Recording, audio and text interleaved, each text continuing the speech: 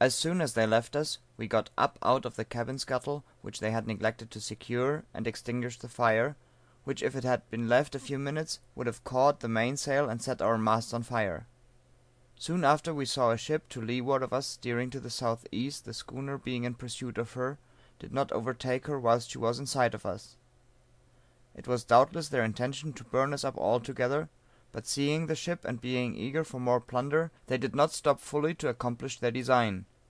She was a low straight schooner of about 150 tons, painted black with a narrow white streak, a large head with the horn of plenty painted white, large main topmast, but no yards or sail on it.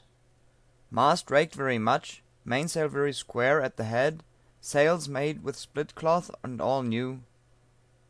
Had 2 long brass 12-pounders and a large gun on a pivot amidships, and about 70 men, who appeared to be chiefly Spaniards and mulattoes. The object of the voyage being frustrated by the loss of the specie, nothing now remained but for the Mexican to make the best of her way back to Salem, which she reached in safety. The government of the United States, struck with the audacity of this piracy, despatched a cruiser in pursuit of them. After a fruitless voyage, in which every exertion was made and many places visited on the coast of Africa, where it was supposed the rascals might be lurking, the chase was abandoned as hopeless, no clue being found to their whereabouts. The Panda, after robbing the Mexican, pursued her course across the Atlantic and made Cape Monte. From this she coasted south, and after passing Cape Palmas, entered the Gulf of Guinea and steered for Cape Lopez, which she reached in the first part of November. Cape Lopez de Gonsalves, in latitude 0 degrees 36 minutes 2 seconds south, longitude 80 degrees 40 minutes and 4 seconds east, is so called from its first discoverer. It is covered with wood, but low and swampy, as is also the neighboring country. The extensive bay formed by this cape is 14 miles in depth, and has several small creeks and rivers running into it.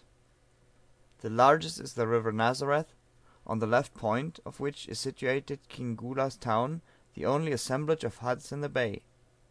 Here the cargo of the Panda was unloaded, the greater part was entrusted to the king, and with the rest Captain Gilbert opened a factory and commenced buying various articles of commerce, as tortoise shells, gum, ivory, palm oil, fine straw carpeting, and slaves.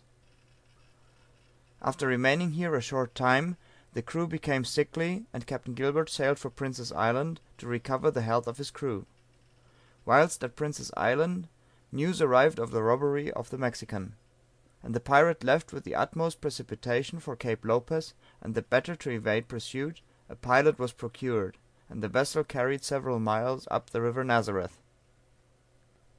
Soon after the Panda left Prince's Island, the British brig of war Curlew, Captain Trotter, arrived, and from the description given to the vessel then said to be lying in the Nazareth, Captain Trotter knew she must be the one that robbed the Mexican, and he instantly sailed in pursuit. On nearing the coast she was discovered lying up the river. 3 boats containing 40 men and commanded by Captain Trotter started up the river with a sea breeze and flood tide, and colors flying to take the desperadoes. The boats kept in near the shore until rounding a point they were seen from the Panda. The pirates immediately took to their boats, except Francisco Ruiz, who seizing a firebrand from the caboose, went into the magazine and set some combustibles on fire with the laudable purpose of blowing up the assailants, and then paddled ashore in a canoe. Captain Trotter chased them with his boats, but could not come up with them, and then boarded the schooner which he found on fire. The first thing he did was to put out the fire which was in the magazine, below the cabin floor. Here he found a quantity of cotton and brimstone burning, and a slow match ignited and communicating with the magazine, which contained 16 casks of powder. The Panda was now warped out of the river and anchored off the negro town of Cape Lopez. Negotiations were now entered into for the surrender of the pirates. An officer was accordingly sent on shore to have an interview with the king. He was met on the beach by an ebony chief calling himself Duke. We followed the Duke through the extensive and straggling place, frequently buried up to the ankles in sand, from which the vegetation was worn by the constant passing and repassing of the inhabitants. We arrived at a large folding door placed in a high bamboo and palm tree fence, which enclosed the king's establishment, ornamented on our right by 2 old honeycombed guns, which although dismounted were probably, according to the practice of the coast, occasionally fired to attract the attention of passing vessels, and to imply that slaves were to be procured. On the left of the enclosure was a shed, with a large ship's bell suspended beneath, serving as an alarum bell in case of danger, while the remainder was occupied with neatly built huts, inhabited by the numerous wives of the king. We sent in to notify him of our arrival; he sent word out that we might remain outside until it suited his convenience. But as such an arrangement did not suit ours, we immediately entered, and found sitting at the table the king. He was a tall, muscular, ugly looking negro about 50 years of age. We explained the object of our visit, which was to demand the surrender of the white men, who were now concealed in the town, and for permission to pass up the river in pursuit of those who had gone up that way. He now expressed the most violent indignation at our presumption in demanding the pirates, and the interview was broken off by his refusing to deliver up a single man. We will now return to the pirates. While at Prince's Island, Captain Gilbert bought a magnificent dressing case worth nearly $1,000, and a patent lever watch, and a quantity of tobacco, and provisions, and 2 valuable cloth coats, some guinea cloth, and black and green paint. The paint, cloth, and coats were intended as presents for the African king at Cape Lopez. These articles were all bought with the money taken from the Mexican. After arriving at the Nazareth, $4,000 were taken from the trunk and buried in the yard of a negro prince. 4 of the pirates then went to Cape Lopez for $11,000, which had been buried there. Boyga, Castillo, Guzman, and the state's evidence, Ferez, were the ones who went. Ferez took the bags out and the others counted the money. Great haste was made, as the mosquitoes were biting intolerably. $5,000 were buried for the captain in canvas bags about 2 feet deep. Part of the money was carried to Nazareth, and from there carried into the mountains and there buried. A consultation was held by Captain Gilbert, De Soto, and Ruiz, and the latter said if the money was not divided, there would be the devil to pay. The money was now divided in a dark room, and a lantern used. Captain Gilbert sat on the floor with the money at his side. He gave the mate about $3,000, and the other officers $1,000 each, and the crew from $300 to $500 each. The third mate having fled, the captain sent him $1,000, and Ruiz carried it to him.